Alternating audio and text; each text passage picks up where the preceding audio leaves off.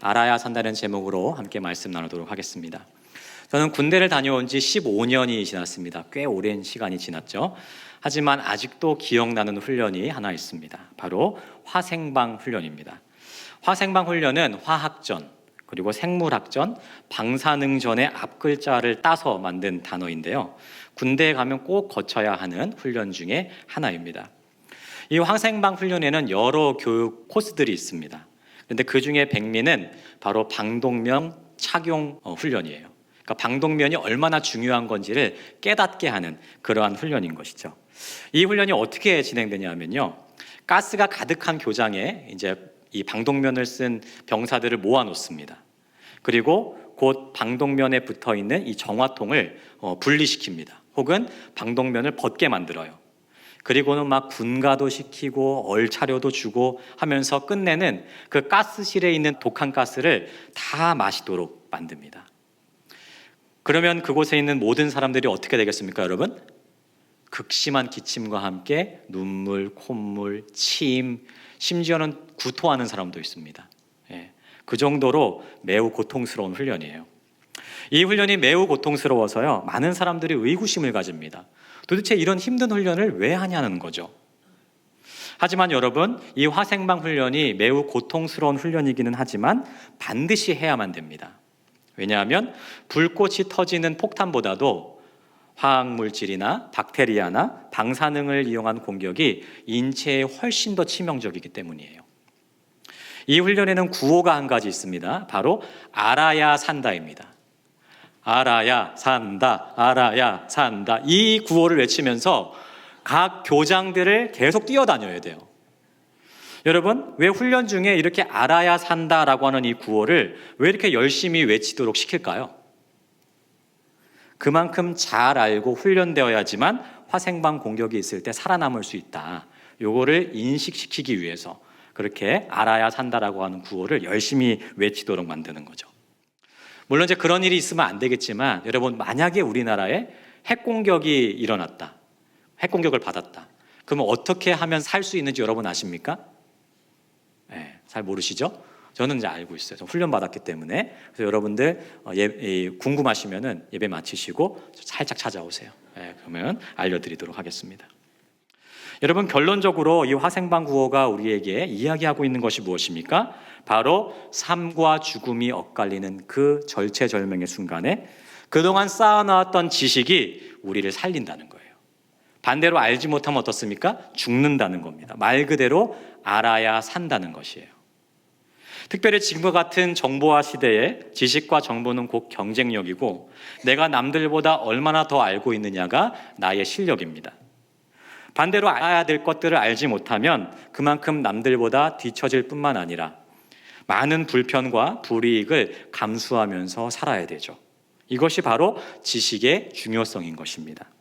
그런데 여러분, 여기서 지식의 중요성, 또 다른 중요성을 한 가지 더 알아보기를 원하는데요. 그것은 바로 내가 무엇을 알고 있느냐에 따라서 나의 삶의 방향과 모습이 바뀌게 된다는 것이에요. 여러분, 제가 이제 사역을 마치고 퇴근하게 되면은 이제 집에 돌아가면 하는 일이 있습니다. 제가 놀지 않습니다. 집에서 맡겨진 저의 일을 또 해야 돼요. 여러분, 그 중에 가장 대표적인 게 그 중에 하나가 뭐냐면 바로 분리수거입니다.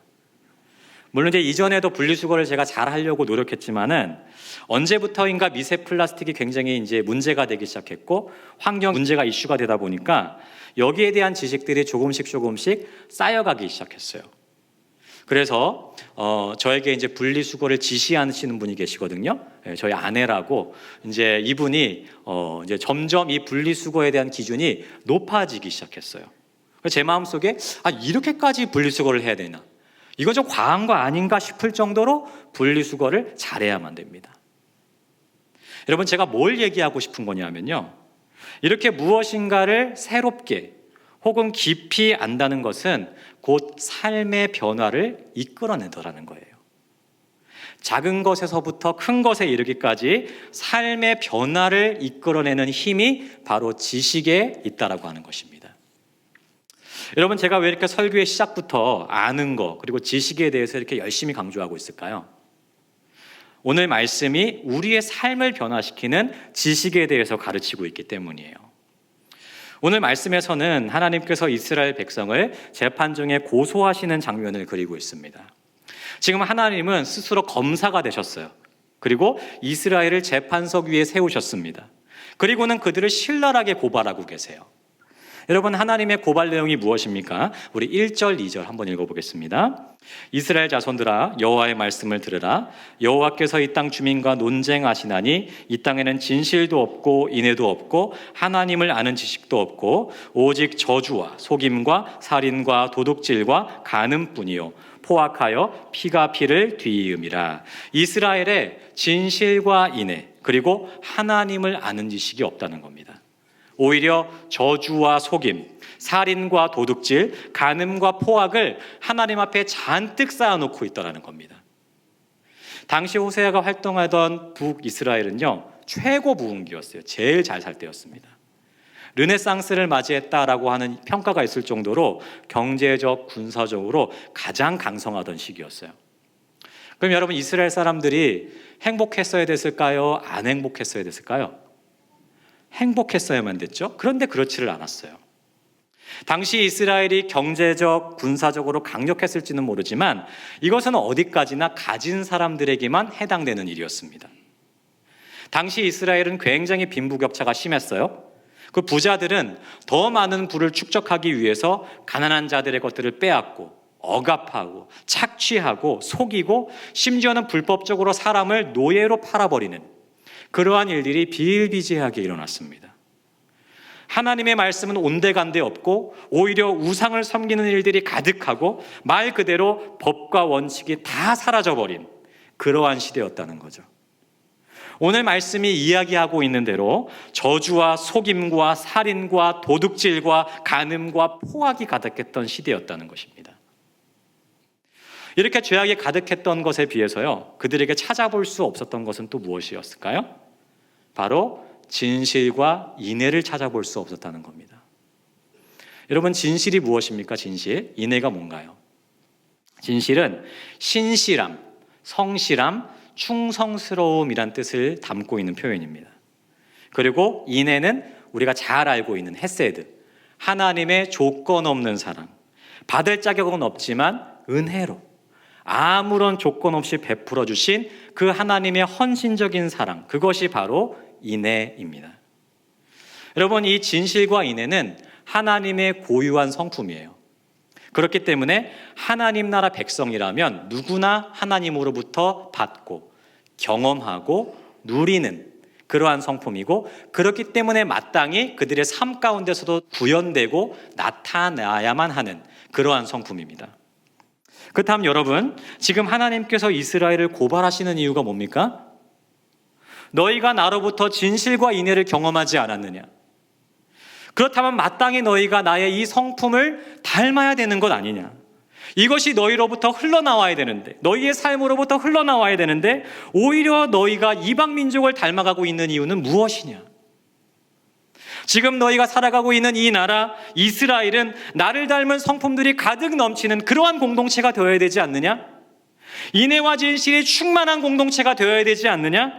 그런데 너희 안에 오히려 저주와 폭행과 거짓과 도둑질과 간음이 가득한 이유가 무엇이냐? 한번 이 질문에 답해보라는 겁니다. 잘잘못을 따져보자는 겁니다. 시시비비 가려보자는 거예요. 그렇다면 여러분, 이스라엘 백성으로부터 하나님을 닮은 성품들이 흘러나오지 않고 오히려 악한 성품과 행실이 흘러나오게 된 이유가 무엇입니까? 하나님 여기에 대해서 어떻게 진단하고 계십니까? 1절 하반절에 이렇게 기록되어 있죠. 하나님을 아는 지식이 없다. 그리고 6절에서는 무엇이라고 진단하십니까? 내 백성이 지식이 없음으로 망하는도다. 너희에게 하나님을 아는 지식이 없다는 겁니다. 너희가 나를 알았다면, 너희가 나를 참되게 알았다면 마땅히 내 성품을 닮아가야 되는데 하나님을 아는 지식이 전혀 없어서 오히려 세상을 닮아가게 되었다는 거죠. 이것이 바로 하나님께서 분노하시면서 이스라엘을 재판석에 세우신 이유예요. 사랑하는 여러분, 하나님 지금 우리에게도 똑같은 질문을 하고 계세요. 너희에게 나를 닮은 흔적들이 나타나고 있냐는 겁니다. 우리가 스스로를 바라볼 때 신앙생활 중에 안타깝게 생각하는 게 뭡니까, 여러분? 왜 내 삶에는 변화가 없을까? 내가 신앙생활을 10년, 20년, 수십 년을 했는데도 왜 나에게는 아무런 변화도 없고 왜 이렇게 이 변화가 더디기만 할까? 여러분, 이것이 우리의 고민 아닙니까? 주일마다 교회 나오는 것 말고는 살아가는 게 세상 사람들과 별반 다르지가 않아요.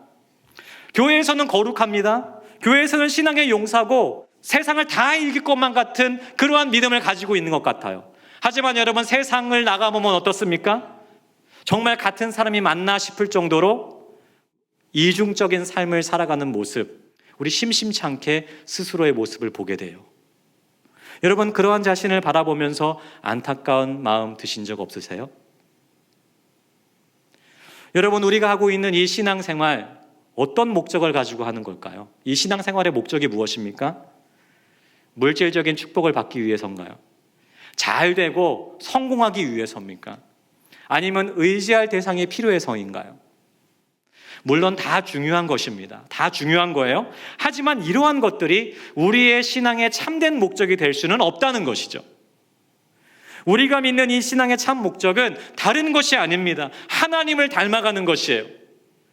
거룩하고 흠이 없으신 그 하나님의 성품을 닮고 또 닮아서 이 땅을 살아가는 동안 하나님의 거룩한 성품들을 세상 속에 흘려보내도록 우리는 부르심을 받은 것입니다. 하나님께서 우리를 바로 천국에 데려가실 수 있죠. 예수님 믿는 그 순간. 하지만 그럼에도 불구하고 우리를 바로 천국으로 데려가시지 않고 여전히 암흑천지와 같은 이 세상 가운데 우리를 남겨놓으신 이유가 무엇입니까? 우리에게 소명이 있기 때문이에요. 우리를 부르신 하나님을 닮고 또 닮아서 거룩한 삶을 통해 하나님 앞에 영광 올려드리고 여전히 하나님을 모르는 이 어두운 세상 속에서 빛과 소금이 되도록 우리를 부르신 것입니다. 따라서 하나님께서 부르신 그 자리 가운데 우리가 제대로 서기 위해서 지금 우리 가운데 필요한 것이 무엇입니까? 오늘 말씀은 하나님을 아는 지식이다 라고 이야기합니다. 뭘 알아야 닮죠. 그죠? 여러분, 우리의 신앙의 기초가 무엇입니까? 하나님을 아는 지식입니다. 우리가 하나님을 참되게 믿고 그 뜻을 따르며 그분을 닮아가는 자리 가운데 서기 위한 우리의 신앙의 토대는 무엇입니까? 하나님을 아는 지식이에요. 우리가 믿는 하나님에 대해서 알아야만 되는 것입니다.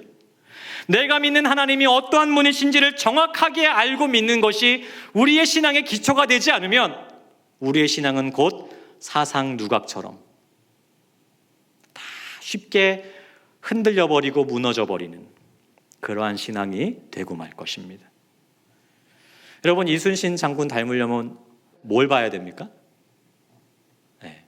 난중일기는 둘째치고서라도 최소한 영화, 명량이나 한산이라도 봐야 되는 거예요.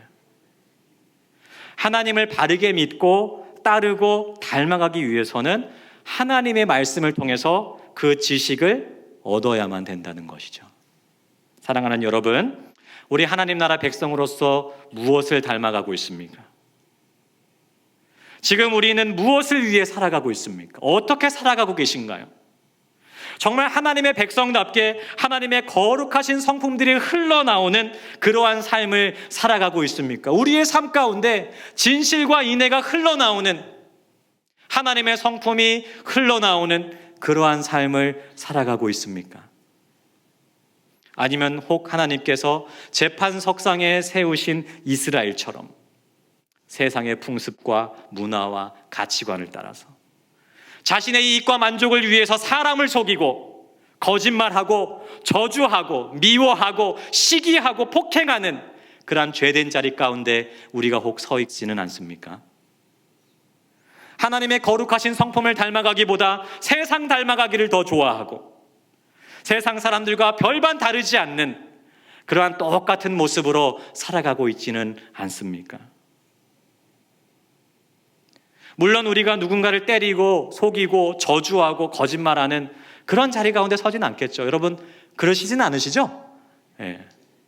하지만 하나님을 모르는 세상 사람들과 별반 다르지 않는 똑같은 모습으로 살아간다면 하나님이 보시는 시각에서는 그러한 삶과 똑같은 삶으로 보신다는 겁니다. 여러분, 이러한 우리에게 하나님께서 하시는 일이 무엇입니까? 말씀의 저울로 우리의 삶을 달아보시는 거예요. 우리를 재판석상에 세우시는 겁니다. 너희의 인생을 한번 내 기준으로 달아보겠다. 과연 너희가 내가 부르신 나의 뜻대로 살아가고 있는지, 나 하나님이 부른 그 거룩한 뜻대로 너희들이 살아가고 있는지 한번 확인하시고 고소하시고 논쟁하시고 쟁변하시는 것이에요.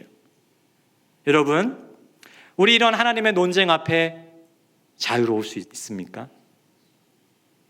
한번 재판석상에, 이 말씀의 재판석에 한번 우리의 삶을 달아보기를 원해요. 이 말씀에 우리의 삶을 한번 비추어 보기를 원합니다. 우리는 정말 하나님을 아는 지식을 소유하고 있습니까? 하나님의 그 인애롭고 진실하신 하나님의 성품을 우리가 가슴 깊이 새기면서 그 하나님의 성품을 닮아가려고 부단히 노력하는 그러한 삶을 살아내고 있나요? 오늘 말씀 우리에게 강력하게 선언하고 있습니다. 나 하나님에 대해서 알라. 그리고 닮아가라.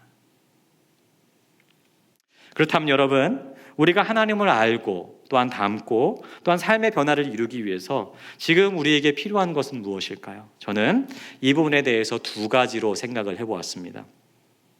첫째로, 하나님을 알지 못했을 때 벌어지는 비참한 현실을 알아야만 된다는 것입니다. 하나님께서 이스라엘에게 경고하시는 것이 있습니다. 내 백성이 지식이 없음으로 망하는도다.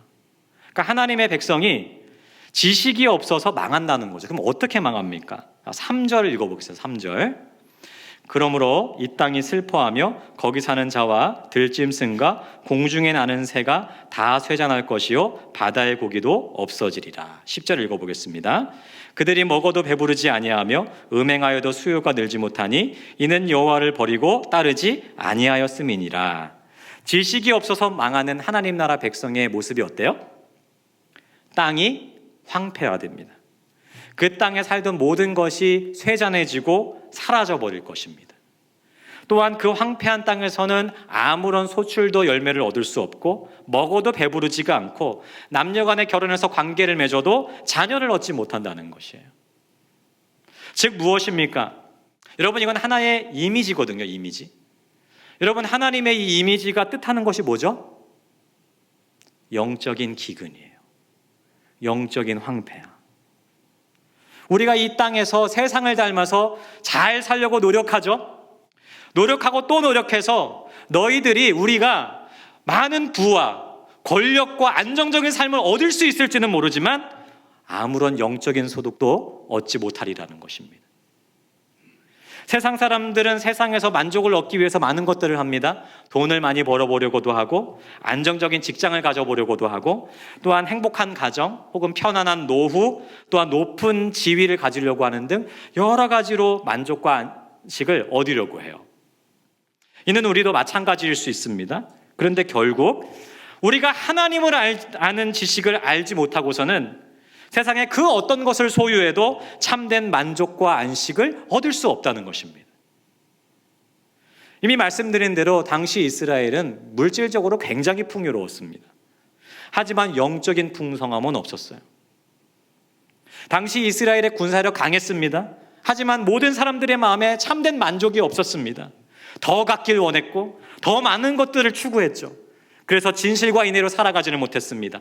끝없이 남의 것들을 탐하고 끝없이 경쟁하고 끝없이 다른 이들을 속였고 빼앗았다는 것이에요. 행복해지려고 만족을 얻으려고 많은 것들을 소유해 봤는데 행복하지 않고 오히려 끝없는 영적인 기근에 시달리더라는 것입니다. 우리도 이 사실을 깨달아야만 된다는 것이에요. 하나님 없는 인생, 하나님을 모르는 인생, 하나님에 대한 거룩한 지식이 충만하지 않는 인생이 얼마나 허무한 인생인지를 알아야 된다는 것입니다.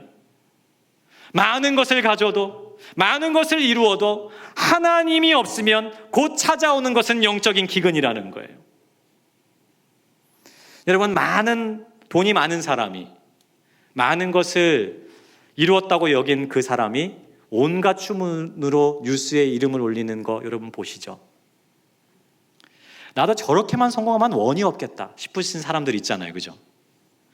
그렇게 부러워하던 사람이 인생의 허무함을 이기지 못해서 때로는 우리가 잊을만 하면 한 번씩 극단적인 선택을 하는 것을 우리 보게 됩니다. 여러분, 그러한 일들이 일어나는 이유가 무엇입니까? 세상의 그 무엇으로도 이 영적인 기근을 막을 수 없기 때문이에요. 세상의 그 누구도 이 영적인 굶주림을 막을 수 없기 때문입니다. 혹 이 자리에 이스라엘이 겪었던 것처럼 심각한 영적인 기근을 겪고 계시는 분 계십니까? 영적으로 굶주려 있는 분들 계신가요? 만약 그렇다면 지금 우리의 이 영적인 기근이 왜 찾아왔는지를 유심히 살펴보았으면 좋겠습니다. 우리가 무엇인가를 이루지 못했기 때문인가요? 우리가 무엇인가를 더 갖지 못했기 때문인가요? 아모스 선지자가 우리에게 선포하는 말씀을 들어보십시오. 아모스 8장 11절입니다. 주 여호와의 말씀이니라. 보라, 날이 이를지라. 내가 기근을 땅에 보내리니 양식이 없어 주림이 아니며 물이 없어 가람이 아니요 여호와의 말씀을 듣지 못한 기갈이라. 양식이 없어서 굶주린 것이 아니라, 물이 없어서 가란 것이 아니라 여호와의 말씀을 듣지 못한 그 영적인 기갈이 우리에게 있는 것 아닙니까? 여러분, 오늘 하나님께서 우리에게 경고하시는 말씀을 가슴에 새기십시오. 우리가 하나님을 알지 못할 때, 하나님의 말씀이 우리 안에 거하지 않을 때 우리에게 찾아오는 것은 끝없는 영적인 기근입니다. 이 비참한 현실을 알 때 비로소 우리는 하나님을 아는 지식을 찾게 될 것이에요.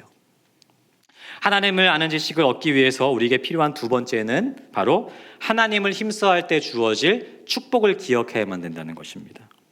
호세아 6장 1절부터 3절 같이 한번 읽어보도록 하겠습니다. 오라, 우리가 여호와께로 돌아가자. 여호와께서 우리를 찢으셨으나 도로낫게 하실 것이요 우리를 치셨으나 싸매어 주실 것임이라. 여호와께서 이틀 후에 우리를 살리시며 셋째 날에 우리를 일으키시리니 우리가 그의 앞에서 살리라.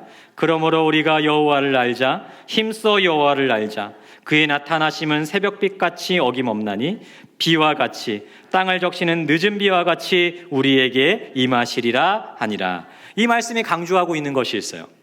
우리가 여호와께 돌아가자는 것입니다. 힘써 여호와를 알자는 것이에요. 우리가 여호와께 돌아가면 이틀 후에 우리를 살리시고 셋째 날에 우리를 일으키신다는 겁니다. 자, 여러분, 이틀, 3일 짧은 기간인가요? 긴 기간인가요? 물어볼 것도 없습니다. 짧은 기간입니다. 우리가 하나님께 돌아가면, 우리가 마음을 주님께 돌이키기만 하면, 우리가 주를 알기에 힘쓰면 하나님이 곧 우리를 살리신다는 거죠. 오래 기다릴 필요도 없다는 겁니다.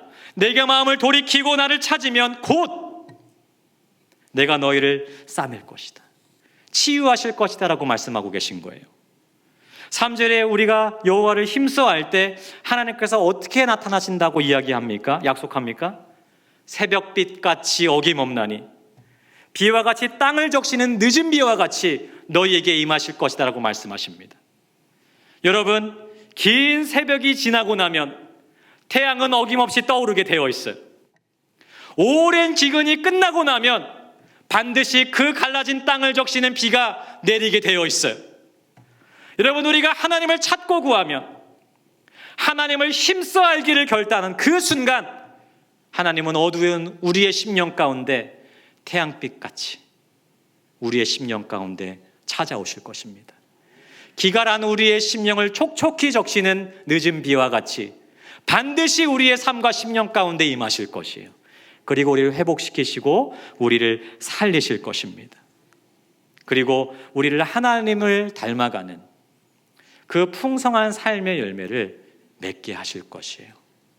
이 약속, 이 하나님의 축복을 굳게 붙잡는 저와 여러분 다 되시기를 주님의 이름으로 축복합니다.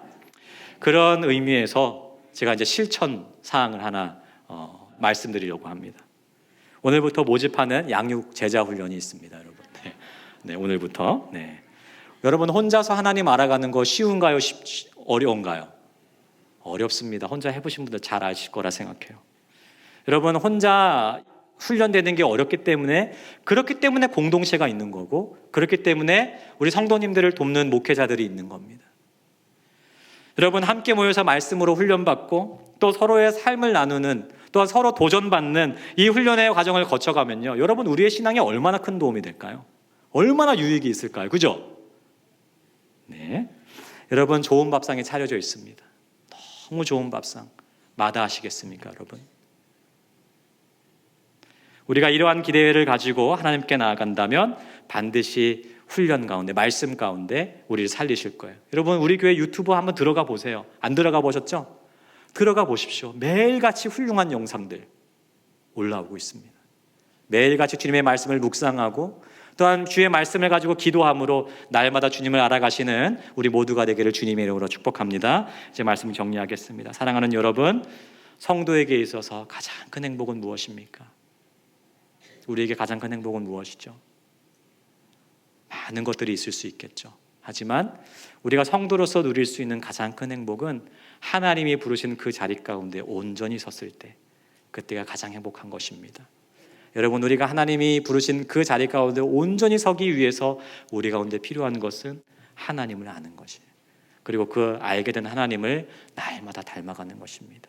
그랬을 때 우리의 연약한 삶이 하나님의 손에 들림받아서 쓰임받게 되는 역사가 있게 되는 줄 믿습니다. 하나님의 도구로 쓰임받는, 또는 하나님의 부르심에 합당한 삶을 살아가시는 저와 우리 모든 성도님들 다 되시기를 주님의 이름으로 축복합니다.